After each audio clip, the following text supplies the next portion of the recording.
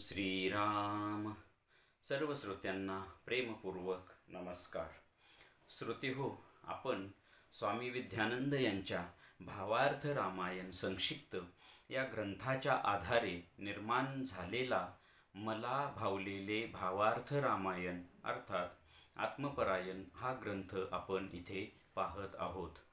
आज युद्धकांडातील अध्याय 10वा, इंद्रजिताला मांत्रिक रथाची प्राप्ती. ओम श्रीराम.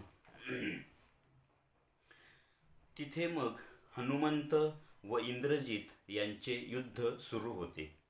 हनुमंत व अंगद मिळून इंद्रजिताला सळो की पळो करून सोडतात. रात्र झाली तरी युद्ध चालूच असते. कोण कोणास मारतो हे अंधारामुळे कळेना. त्यानंतर मग श्रीराम प्रभू सुद्धा त्या युद्धात सामील होतात. त्यानंतर अंगदाने मोठमोठे डोंगर शिला इंद्रजितावर टाकले आहेत.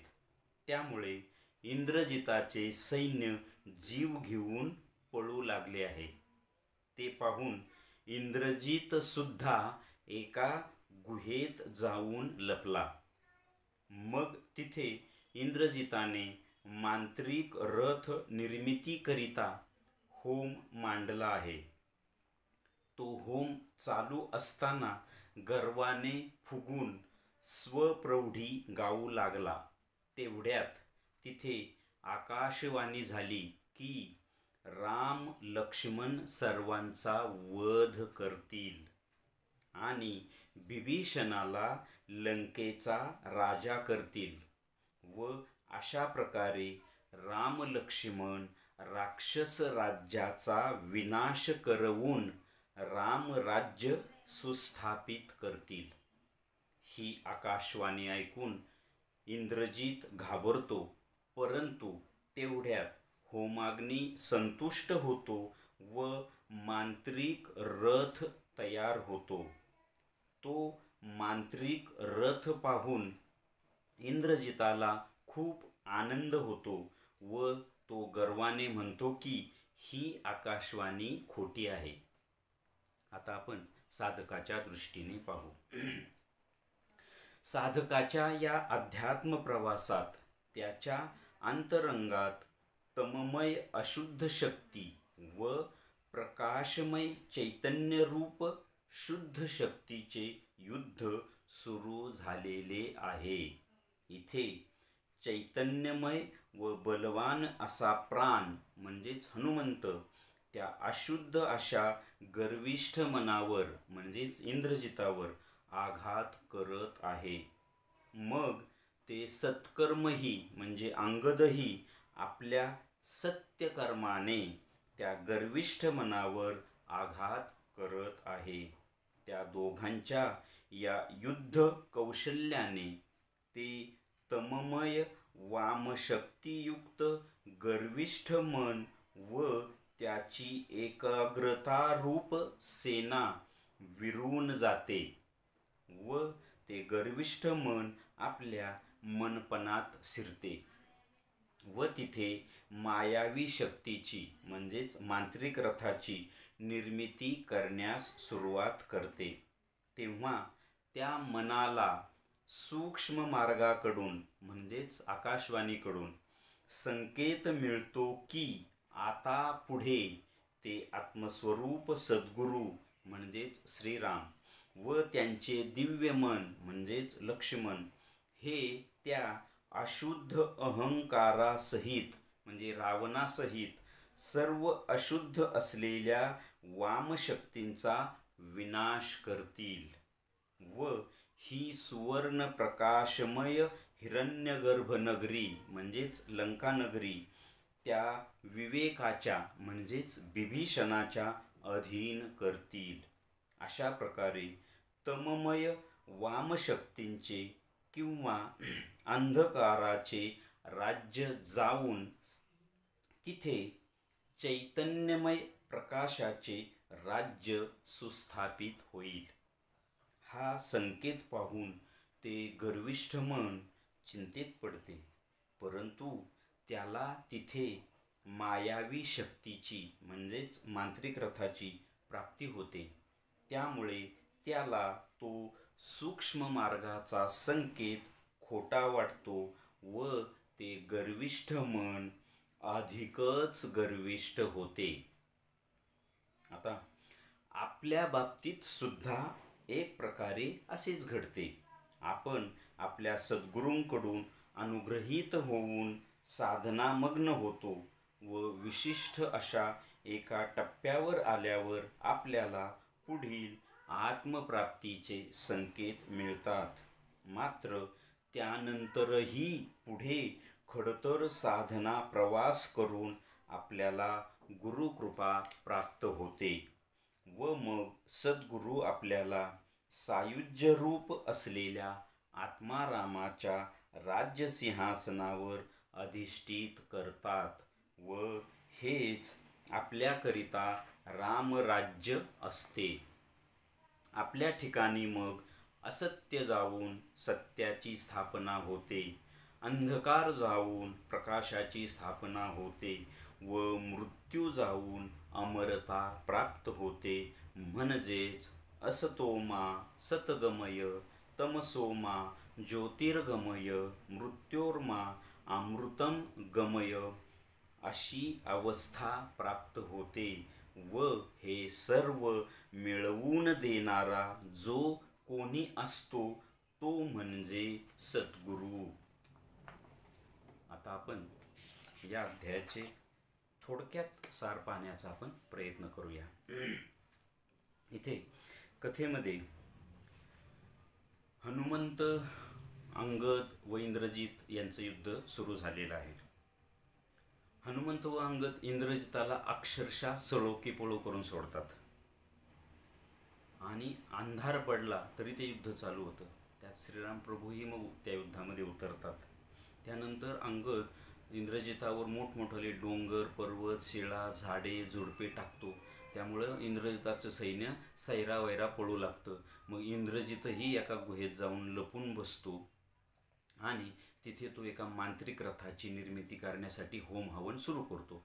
तेवढ्यात आकाशवाणी होते की लवकरच श्रीराम व लक्ष्मण रावणासहित या सगळ्या राक्षस मंडळींचा वध करतील आणि लंकेचं राज्य बिभीषणाला देतील आणि अशा प्रकारे राम लक्ष्मण या राक्षस राज्याचा विनाश करून रामराज्य सुस्थापित करतील.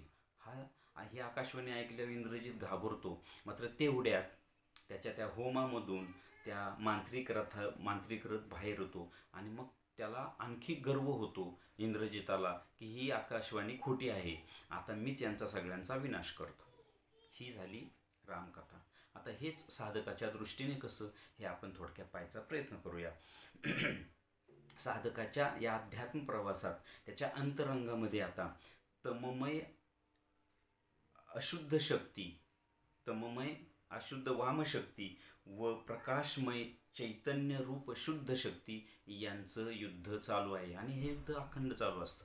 पाहिजे आणि त्याने आपापला विचार करावा. म्हणजे कसं माझ्या अंतरंगामध्ये काम, क्रोध, लोभ, मोह, विकार, वासना आणि त्यांच्या विरुद्ध त्यांच्यावर मात करण्यासाठी मग सत्कर्म, चांगल्या शक्ती, अध्यात्म, जप, तप, साधना, भक्ती, पूजा, अर्चा, तीर्थ, यात्रा, ध्यान, धारणा या सगळ्या गोष्टी आणि त्याला विरोध या गोष्टी यांचं हे युद्ध सतत साधकाच्या अंतरंगात चालू असतं. मात्र जर साधकाचा प्राण, इथे आपण कथेत हनुमंतांना आपण प्राण म्हटले, परंतु साधकाच्या दृष्टीने साधकाचा प्राण जर साधनेने, विशेष करून सोहम साधनेने चैतन्यमय आणि बलवान जर झालेला असेल तर तो या सगळ्या वामशक्तीवर मात करतो. इथे हनुमंत म्हणजेच साधकाचा चैतन्यमय बलवान झालेला प्राण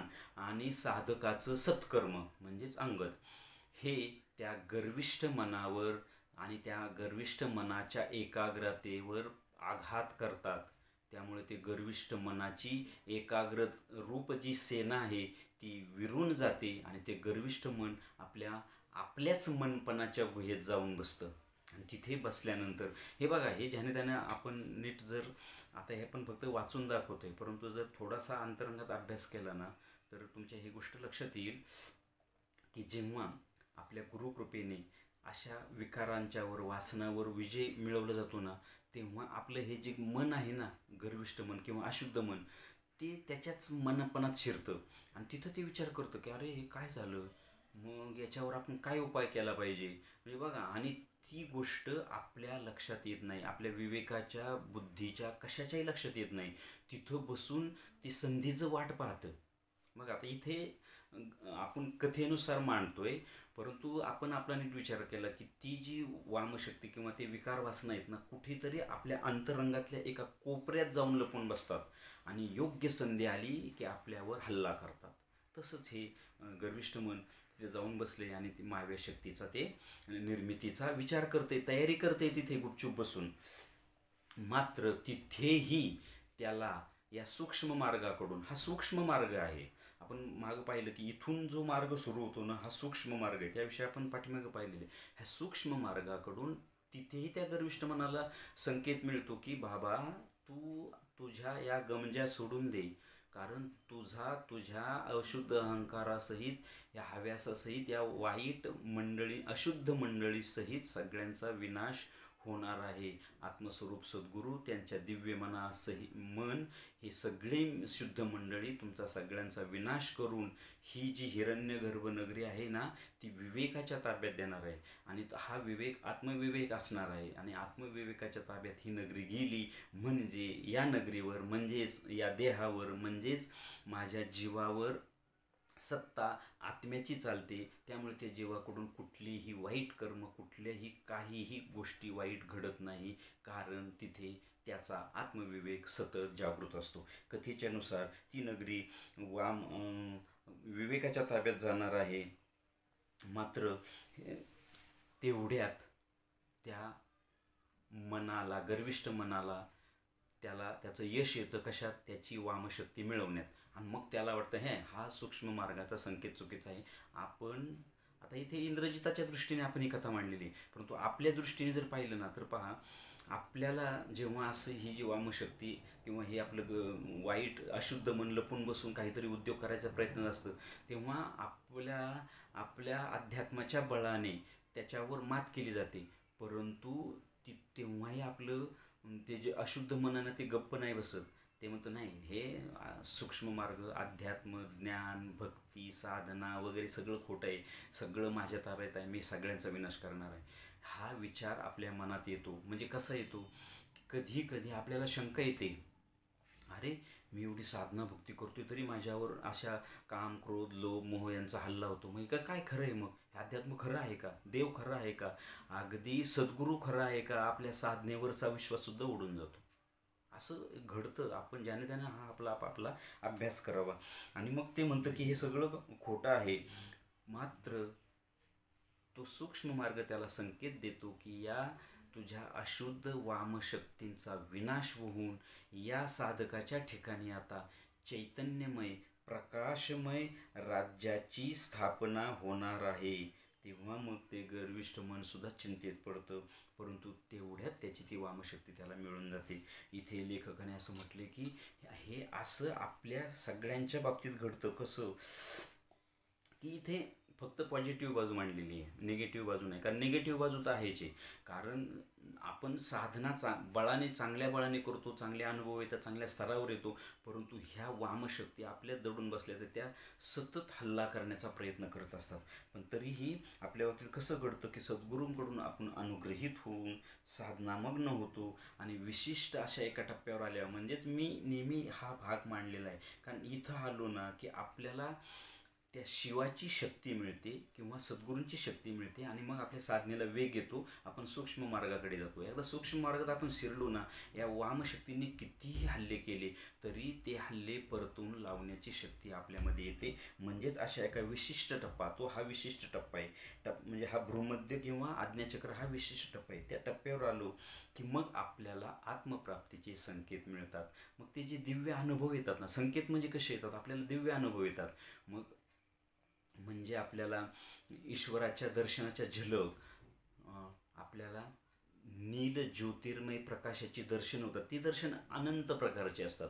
साधकाची धारणा, त्याचा स्वभाव, त्या या सगळ्या गोष्टीवर नुसार मात्र नील रंगाची दर्शनं होतात, आत्मज्योतीची दर्शनं होतात. त्याच्याबरोबर आपल्याला अनाहत नाद ऐकू येतात.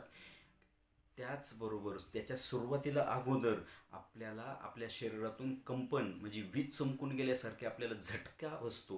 तो जो क्षण, एक सेकंदाचा झटका असतो ना, ते ईश्वर दर्शन असतं, ते आत्मदर्शन असतं. त्यानंतर सुगंध, अचानक सुगंध येतो. त्यानंतर त्याच्या पुढचा प्रकार म्हणजे नाद, हे 10 प्रकारचे नाद. आणि त्याही पुढचा प्रकार म्हणजे आपल्याला नील ज्योतिर्मय किंवा अनेक रंगांच्या प्रकाशाची दर्शनं होतात. हे जे सगळे संकेत असतात ना, ते संकेत म्हणजे आपल्याला आत्मप्राप्ती होणार आहे याचे ते संकेत असतात. आणि अशा संकेत घेत घेत त्यानंतरही पुढे आपल्याला खडतर साधना करावी लागते. कारण इथे ओपनिंग होतं देवाच्या द्वाराचं, परंतु पुढे इथपर्यंतचा जो हा प्रवास आहे हा खूप मोठा आणि खडतर प्रवास आहे. मात्र हे संकेत मिळतात आणि इथं ओपनिंग झालं की आपल्याला ते मिळणार आहे.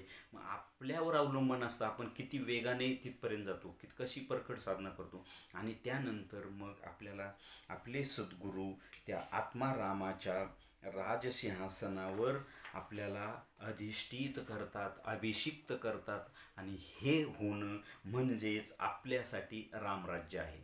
आणि मग काय होतं, हे झाल्यानंतर म्हणजे आत्मसाक्षात्कारानंतर काय होतं की मग तिथे असत्य जाऊन सत्याची स्थापना होते, अंधकार जाऊन प्रकाशाची स्थापना होते, मर्त्यता जाऊन अमर्त्याची स्थापना होते.